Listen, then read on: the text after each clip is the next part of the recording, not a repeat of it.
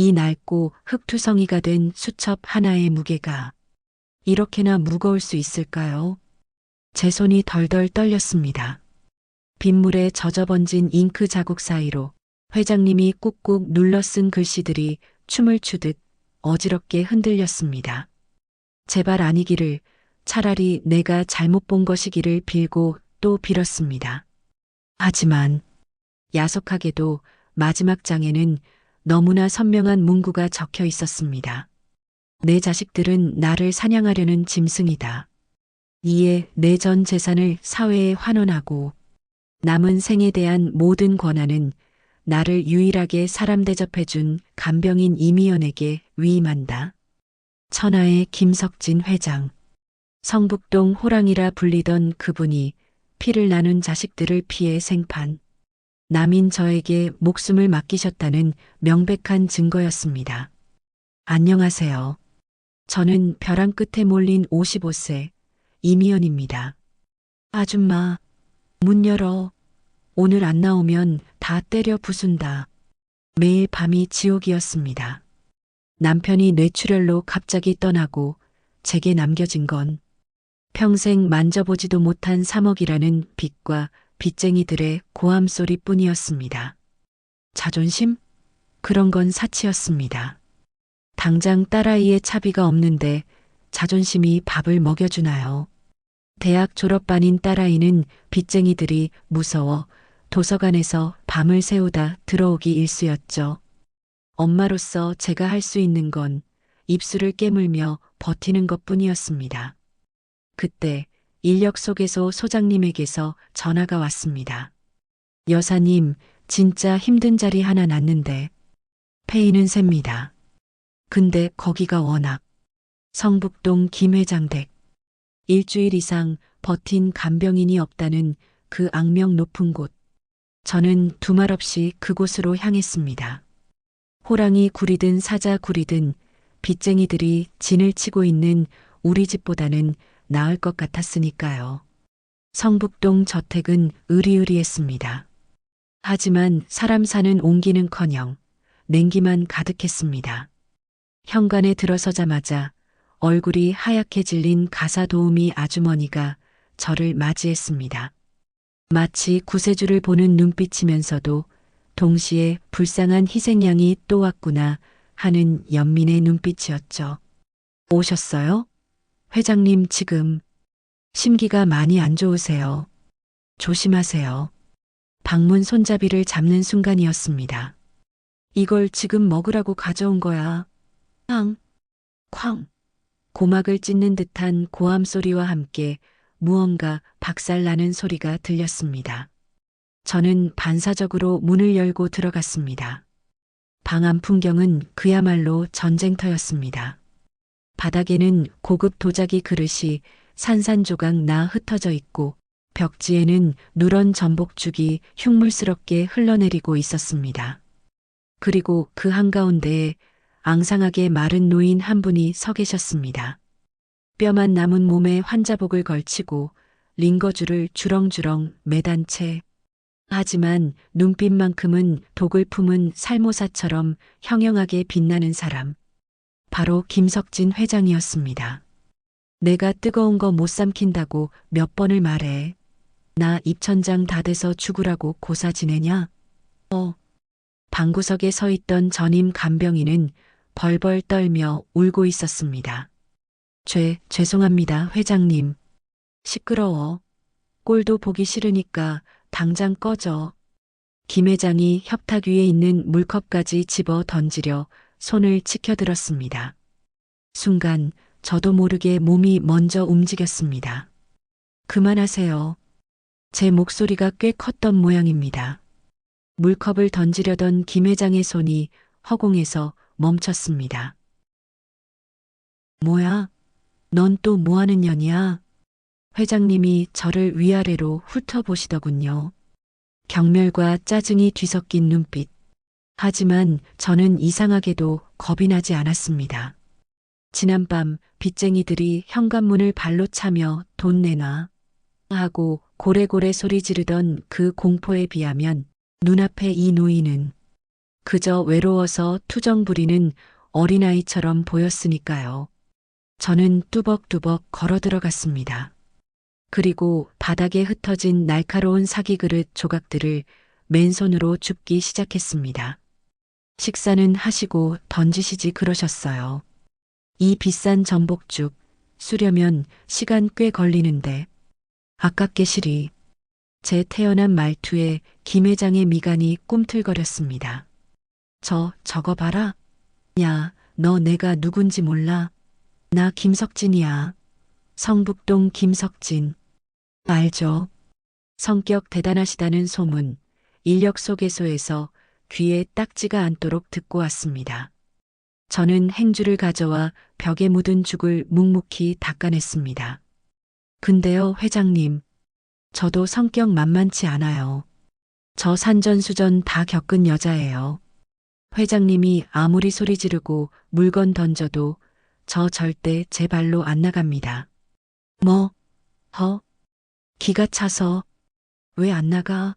내가 나가라는데 돈 벌어야 하거든요. 저 지금 돈이 아주 급해요.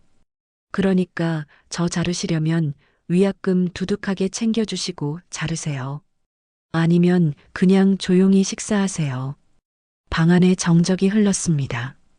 천하의 김 회장 면전에 대고 돈 때문에 일한다고 대놓고 말하는 사람은 난생 처음이었겠죠. 죽 다시 끓여올게요. 이번엔 미지근하게 식혀서요. 그거 드시고 힘내서 다시 소리 지르세요. 그래야 저랑 싸우시죠. 배고프면 싸움도 못합니다.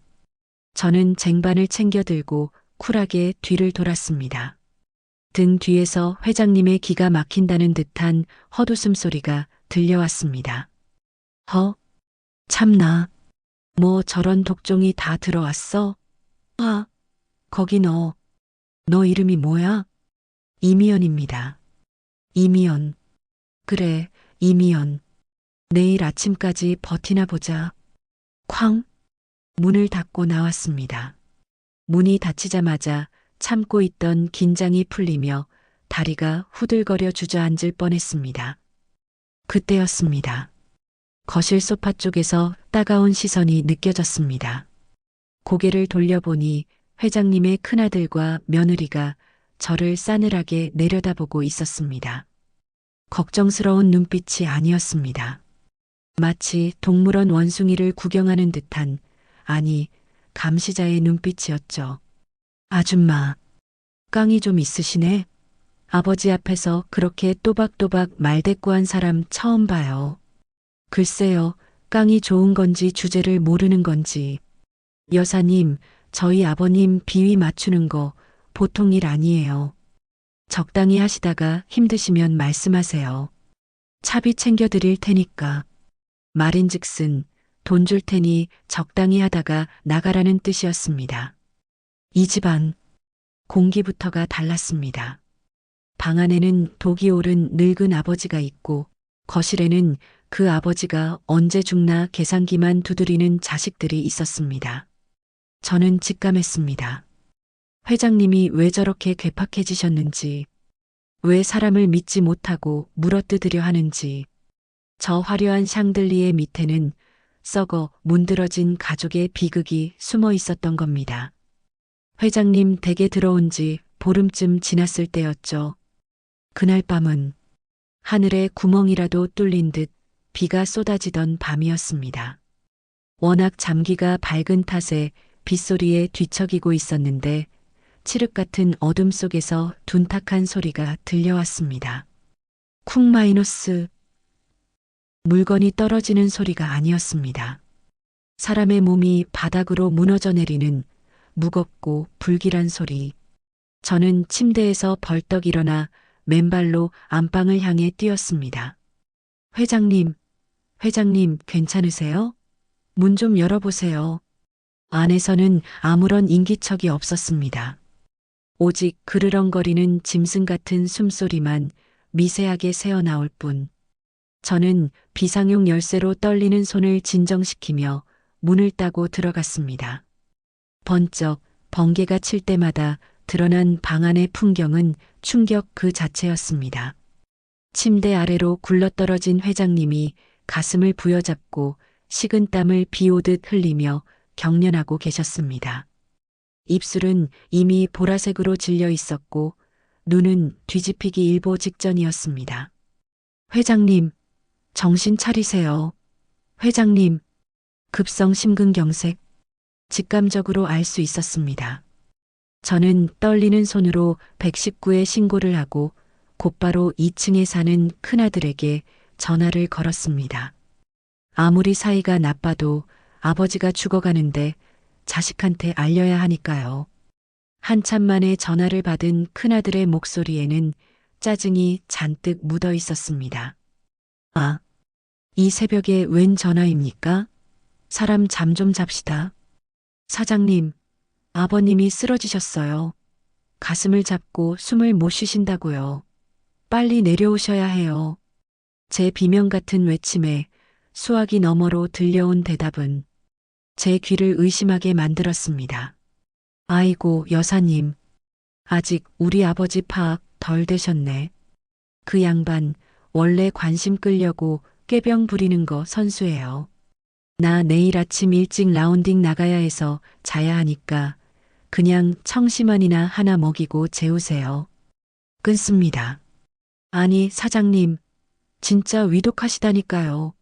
여보세요? 여보세요? 뚝, 전화가 끊겼습니다. 저게 자식인가? 짐승만도 못한 놈들. 아비가 죽어가는데 골프가 중요해? 하지만 분노할 시간조차 없었습니다. 119에서는 폭우로 인해 도착이 지연된다는 문자만 왔습니다. 기다릴 수 없었습니다. 여기서 기다리다간 정말 돌아가실 것 같았습니다. 영감님, 정신 똑바로 차리세요. 저랑 병원 갑시다. 제가 업고 뛸게요. 저는 축 늘어진 회장님을 억지로 들쳐 업었습니다. 앙상하게 말랐다고 생각했는데 의식을 잃은 성인 남자의 무게는 천근만근이었습니다. 현관문을 박차고 나가자마자 억수 같은 비가 제 뺨을 때렸습니다. 저택 정원이 왜 그리도 넓은지 대문까지 가는 길이 천리 길처럼 느껴졌습니다. 비에 젖은 슬리퍼가 벗겨져 맨발이 자갈밭에 긁히고 찢어졌지만 아픔 같은 건 느껴지지도 않았습니다. 영감님, 죽지 마요. 이렇게 가면 억울해서 어떡해. 등 뒤에서 회장님의 체온이 점점 식어가는 게 느껴져 미친 사람처럼 소리를 질렀습니다. 그때였습니다. 큰 길가로 나오자마자 저 멀리서 구급차 사이렌 소리가 들려왔습니다. 여기요. 여기 사람 살려요. 구급차 침대에 실려가며 산소 마스크를 쓴 회장님이 아주 희미하게 눈을 뜨셨습니다. 그리고 제 손목을 그 앙상하고 차가운 손으로 아주 꽉 잡으시더군요. 마치 이 손을 놓치면 죽을 것 같다는 듯이.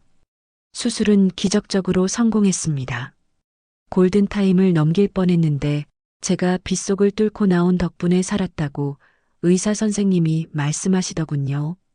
회장님이 마취에서 깨어나 일반 병실로 옮겨졌을 때 병실 안은 정막만 감돌았습니다. 그 잘난 아들, 딸, 며느리. 누구 하나 코빼기도 비치지 않았습니다. 비서실장이라는 사람이 화환 하나 달랑 보내놓은 게 전부였죠. 오직 저 혼자 젖은 옷도 갈아입지 못한 채 보조 침대에서 쪽잠을 자고 있었습니다. 부스럭거리는 소리에 눈을 떠보니 회장님이 멍하니 천장만 바라보고 계시더군요. 눈가에는 물기가 그렁그렁했습니다. 일어나셨어요. 몸은 좀 어떠세요? 제가 다가가자 회장님이 고개를 획 돌려 제 시선을 피하셨습니다. 창피하신 거겠죠. 평소 같으면 물 가져와. 불 꺼. 하고 소리치셨을 뿐이 한참 동안 말이 없으셨습니다. 그러다 갈라진 목소리로 툭 한마디를 던지셨습니다. 안 무거웠나? 네. 그 빗속에 나 업고 뛰느라 안 무거웠냐고. 그 투박한 한마디에 왜 그렇게 눈물이 핑 돌던지요. 고맙다는 말도 미안하다는 말도 할 줄 모르는 그 고집불통 노인네가 할 수 있는 서툴지만 가장 진심 어린 인사였습니다. 무겁기는요. 깃털 같으시던데요. 밥 좀 많이 드셔야겠어요. 그래야 저랑 또 싸우시죠. 제 대답에 회장님이 피식하고 처음으로 마른 웃음을 지으셨습니다. 그날 아침 병실 창가로 들어오던 햇살. 그 따스했던 공기를 저는 아직도 잊을 수가 없습니다. 그게 바로 굳게 닫혀있던 회장님의 마음 빗장이 풀리는 소리였으니까요. 퇴원 후 회장님은 눈에 띄게 달라지셨습니다. 여전히 퉁명스러운 말투는 그대로였지만 제 눈을 피하지 않으셨고 약도 꼬박꼬박 잘 챙겨 드셨죠. 그러던 어느 화창한 주말 오후 회장님이 뜬금없이 바람 쐬러 가자며 저를 데리고 간 곳은 동네 재래시장이었습니다. 좋다. 야, 간병인. 너도 좀 많이 먹어라. 삐쩍 말라가지고 힘이나 쓰겠냐? 최고급 요리만 드시던 분이 허름한 식당에서 깍두기 국물을 훌훌 떠드시는 모습이라니. 입가에 묻은 들깨가루를 제가 닦아드리자 회장님이 쑥스러운 듯 헛기침을 하셨습니다. 아이고, 부부가 아주 인꼬네 인꼬여. 영감님이 복받았어. 부인이 인상이 아주 좋구만. 국밥집 할머니의 말에 제가 당황해서 부정하려는데. 할멈, 여기 국물 좀 더 줘. 인심 야박하게 시리. 부정하지 않으셨습니다. 돌아오는 길 제 손에 들린 검은 비닐봉지 안에는 회장님이 시장 좌판에서 사주신 5,000원짜리 보라색 털신 한 켤레가 들어있었습니다. 시장 바닥 더럽다. 일할 때 그거 신고 다녀. 발 시리지 말고. 백화점 명품 구두보다 그 투박한 털신이 제게는 더 따뜻하고 값지게 느껴졌습니다. 남편이 죽고 빚쟁이에 쫓기며 잊고 살았던 사람의 온기를 아이러니하게도 가족에게 버림받은 이 괴팍한 회장님에게서 느꼈으니까요. 우리는 그렇게 서로의 빈 곳을 채워주는 친구이자 가족이 되어가고 있었습니다. 하지만 저는 꿈에도 몰랐습니다. 우리가 시장 골목을 누비며 웃고 떠들던 그 시간, 건너편 검은 세단 차 안에서 누군가가 우리를 카메라 렌즈로 지켜보고 있었다는 것을요. 그날 아침은 평범하게 시작되었습니다. 회장님 건강이 급격히 나빠지셨습니다. 며칠 전부터 식사를 제대로 못하시더니 급기야 대소변을 가리지 못하시는 지경에 이르렀습니다. 의사 선생님은 일시적인 증상이라고 하셨지만 회장님은 너무나 창피해 하셨습니다. 이 여사, 내가 이 지경까지. 죄송하오. 아이고, 무슨 말씀을요. 제가 돌봐드리려고 여기 있는 거잖아요. 아침 일찍 회장님이 또 실례를 하셨습니다. 똥 냄새가 방 안가득 퍼졌지만 저는 창문을 열고 자연스럽게 기저귀를 준비했습니다. 영감님 갈아드릴게요. 금방이에요. 미안하오. 정말 미안하오. 회장님 눈에서 눈물이 주르륵 흘러내렸습니다. 평생 남 앞에 고개 숙인 적 없으신 분이 지금 똥기저귀를 차고 울고 계셨습니다. 저는 따뜻한 물수건으로 정성껏 회장님 몸을 닦아드렸습니다. 앙상한 등뼈를 쓰다듬으며 자장가처럼 중얼거렸습니다. 괜찮아요. 아무것도 아니에요. 우리 영감님 약 좀 조절하면 금방 나아지실 거예요. 그때였습니다. 쾅! 현관문이 부서져라 열리며 검은 정장을 입은 사내들이 들이닥쳤습니다. 그리고 그들 사이로 큰아들과 며느리, 그리고 낯선 의사 선생님과 남자 간호사들이 거만하게 걸어 들어왔습니다. 그림 좋네. 아주 살림을 차리셨어. 뭐냐? 아침부터 이게 무슨 행패야? 며느리는 대답 대신 코를 막으며 인상을 찌푸렸습니다. 어머, 이 냄새 좀 봐. 아버님, 완전히 정신이 나가셨네요. 똥도 못 가리시고. 이 정도면 요양병원 가셔야죠. 이게 무슨 소리야? 그때 큰아들이 품에서 서류 뭉치를 꺼냈습니다. 아버지, 이게 뭔지 아세요? 치매 진단서예요. 최 원장님이 작성해 주셨습니다. 배변 조절 불가, 인지 능력 저하. 아버지는 이제 법적으로 무능력자입니다. 뭐, 무능력자? 내가? 맞습니다. 그리고 여기 이 여자. 며느리가 저를 가리키며 비웃었습니다. 어제 제 예물 다이아 반지를 훔쳤어요. 증거도 있습니다. 보세요. 저 여자 가방에서 나온 거. 이게 왜 제 가방에? 어제 며느리가 집에 왔을 때, 그때 몰래 심어 놓은 것이었습니다. 아니에요. 전 모르는 일입니다. 이놈들이 어디서 개수작이야. 이 여사는 10원 한 장 훔칠 사람 아니다. 회장님이 벌떡 일어나려 하셨지만 젖은 기저귀 때문에 휘청하며 넘어지셨습니다. 봐요, 원장님. 아버지가 지금 정상적인 판단이 불가능하십니다. 명백한 절도 증거가 나왔는데도 범인을 감싸고 계시잖아요. 최 원장이라는 자가 차트를 보며 고개를 끄덕였습니다. 네. 이 정도면 심각한 인지 능력 저하, 즉 심신미약 상태입니다. 당장 격리 치료가 필요합니다. 원장님, 지금입니다. 환자분 흥분하십니다. 진정제 투여해. 뭐, 진정제? 이놈들이 감히. 건장한 남자 간호사 2명이 순식간에 회장님의 양팔을 뒤로 꺾어 제압했습니다. 이거 난 멀쩡해. 안 돼요. 무슨 짓이에요? 주사 놓지 마세요. 제가 달려들어 말리려 했지만 며느리가 제 뺨을 잇는 힘껏 후려쳤습니다. 짝! 닥치고 있어. 의사 선생님이 치료하시잖아. 그 사이 최 원장이 회장님의 팔뚝에 주사 바늘을 거칠게 꽂아 넣었습니다. 너희들. 불과 몇 초 뒤 강력한 약물 기운이 돌기 시작했습니다. 회장님의 눈동자가 풀리고 혀가 꼬여 말이 제대로 나오지 않게 되었습니다.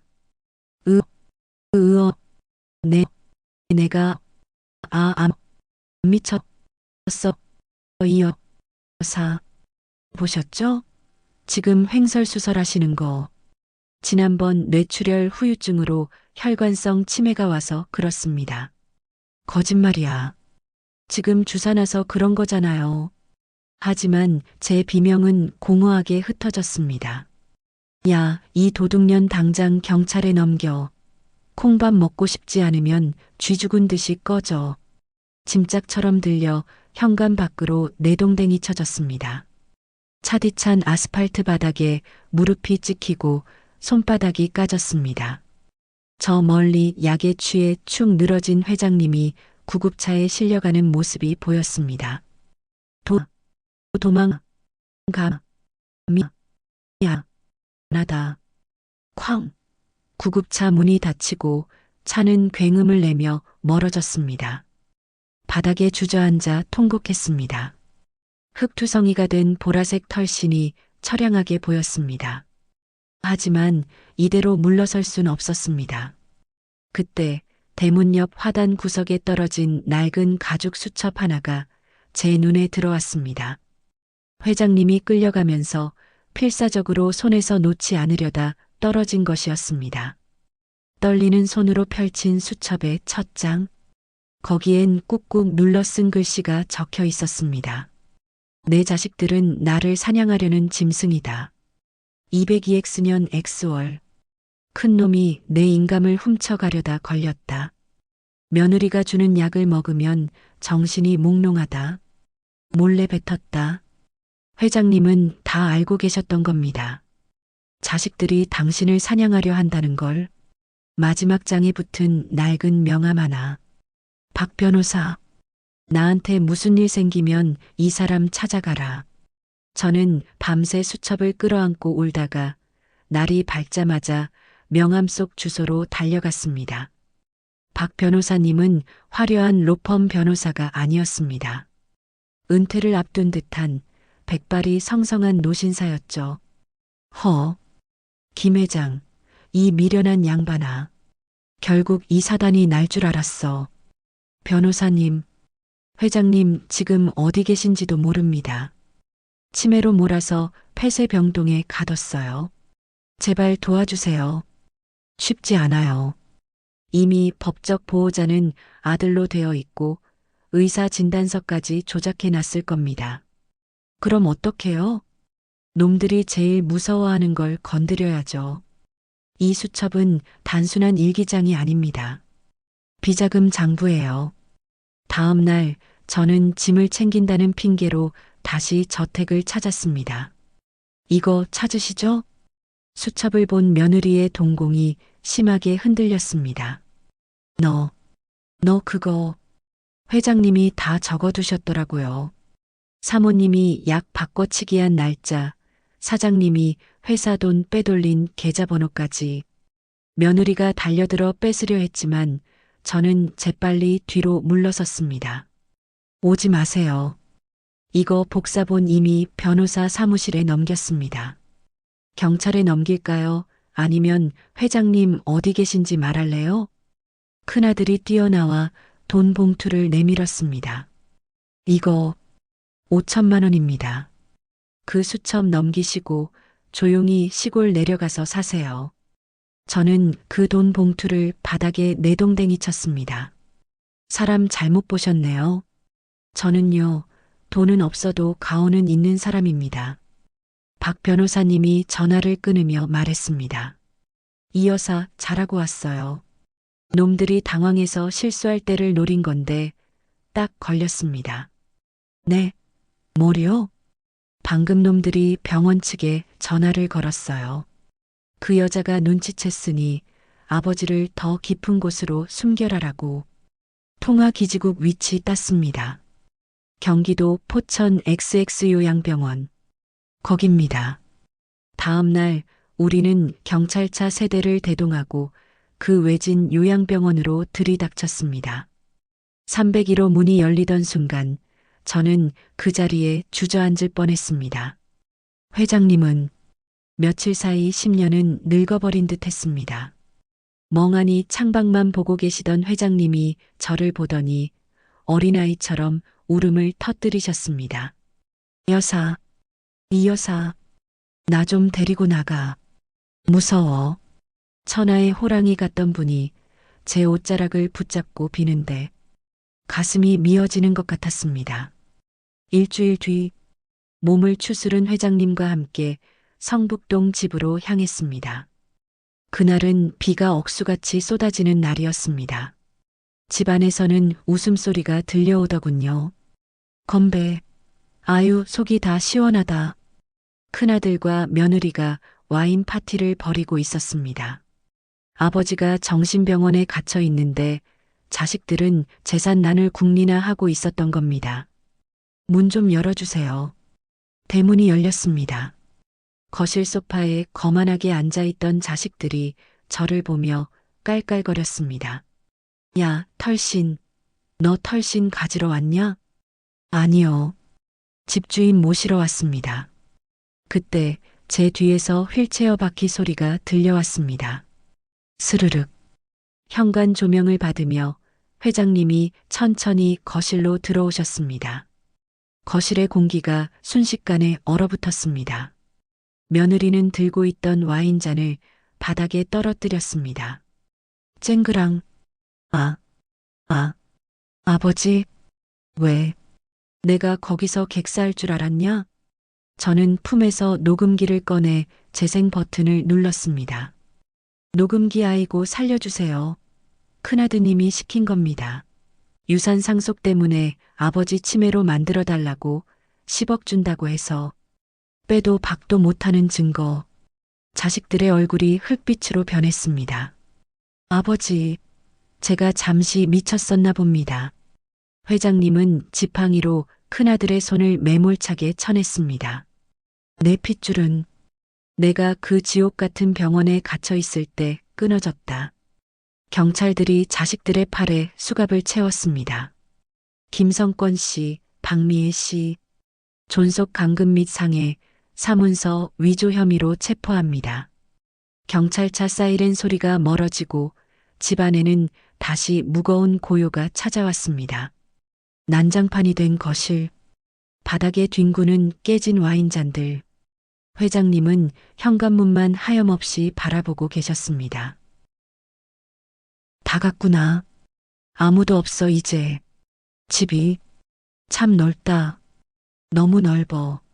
저는 아무 말 없이 다가가 회장님의 차가운 손을 잡았습니다. 배가 고프다. 네. 속이 너무 허해서 견딜 수가 없어. 미연아, 밥 좀 다오. 따뜻한 밥 좀 지어주라. 배가 고픈 게 아니라 마음이 고픈 거였습니다. 네. 얼른 해드릴게요. 금방 돼요. 저는 눈물을 훔치며 부엌으로 달려가 쌀을 씻었습니다. 잠시 후 김이 모락모락 나는 하얀 쌀밥과 찌개를 상에 올렸습니다. 마주 앉은 회장님은 국물을 한술 뜨시더니 한참을 삼키지 못하셨습니다. 그리고 뚝뚝 밥그릇 위로 굵은 눈물방울이 떨어졌습니다. 따뜻하다. 밥이 참 따뜻해. 많이 드세요. 제가 내일도 모레도 매일 해드릴게요. 그날 우리는 말없이 눈물 젖은 밥을 꾸역꾸역 삼켰습니다. 그렇게 서로의 빈 곳을 채워주면서요. 그로부터 계절이 2번 바뀌었습니다. 회장님은 전 재산을 사회재단에 기부하셨습니다. 자식들에게 갈목까지 모조리 털어서요. 세상은 노블레스 오블리주라며 떠들썩했지만 회장님은 신경도 쓰지 않으셨습니다. 대신 저에게는 작은 서류 봉투 하나를 툭 던지시더군요. 받아라. 시내에 있는 작은 상가 하나다. 네. 회장님, 저 이런 거 바라고 한 거 아닙니다. 안 받아요. 잔말 말고 받아. 내가 굶어 죽으면 내 밥은 누가 해주냐?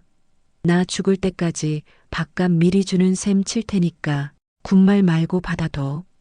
내 마지막 자존심 깎아먹지 말고. 그 투박한 진심을 알기에 저는 감사히 받았습니다. 상가 임대료로 빚도 다 갚고 딸아이 대학도 무사히 졸업시켰습니다. 금 딸아이는 작은 회사에 취직해서 잘 다니고 있습니다. 가끔 회장님께 여쭤봅니다. 영감님, 저한테 왜 그렇게까지 해주신 거예요? 그럴 때마다 회장님은 하늘을 보시며 중얼거리십니다. 너는 나를 김석진 회장으로 본 게 아니라 그냥 사람으로 봤잖아. 똥 싼 노인네 기저귀 갈아주면서도 한 번도 경멸하는 눈빛으로 안 봤어. 그게 얼마나 고마운지 너는 모를 거다. 돈이 많으면 뭐해? 가족이 많으면 뭐해? 내가 아플 때 내 손 잡아준 사람은 너 하나뿐이었어. 피 한 방울 안 섞였지만 우리는 이제 진짜 가족입니다. 회장님이 제게 남겨주신 진짜 유산은 그 상가가 아니었습니다. 사람은 돈이 아니라 마음으로 살아야 한다는 것. 진짜 가족은 피가 아니라 정으로 맺어진다는 것. 그게 회장님이 제게 남겨주신 가장 값진 유산이었습니다. 지금은 어떠냐고요? 어이, 간병인. 여기 상추 좀 뜯어가. 오늘 저녁에 삼겹살이나 구워 먹자. 아유, 고기 좀 그만 드세요. 의사 선생님이 채소 많이 드시라니까요. 지금 회장님은 저랑 작은 텃밭 가꾸면서 티격태격 잘 지내십니다. 가끔 욱하는 성격은 여전하지만 예전 같은 도끼는 없습니다. 그냥 외로운 할아버지가 손녀딸한테 투정 부리는 것처럼 저도 그게 귀엽고 사랑스럽습니다. 돌아가신 남편한테는 미안하지만 회장님 덕분에 제 인생 이막이 이렇게 따뜻하게 열렸습니다. 보라색 털씨는 지금도 소중하게 간직하고 있습니다. 현관 신발장 맨 위에 가장 먼저 보이는 곳에요. 그 털신을 볼 때마다 생각합니다. 가장 값진 선물은 비싼 게 아니라 진심이 담긴 거라는 걸. 가장 고귀한 사랑은 피가 아니라 마음이라는 걸. 오늘 여러분의 저녁 밥상은 따뜻하신가요?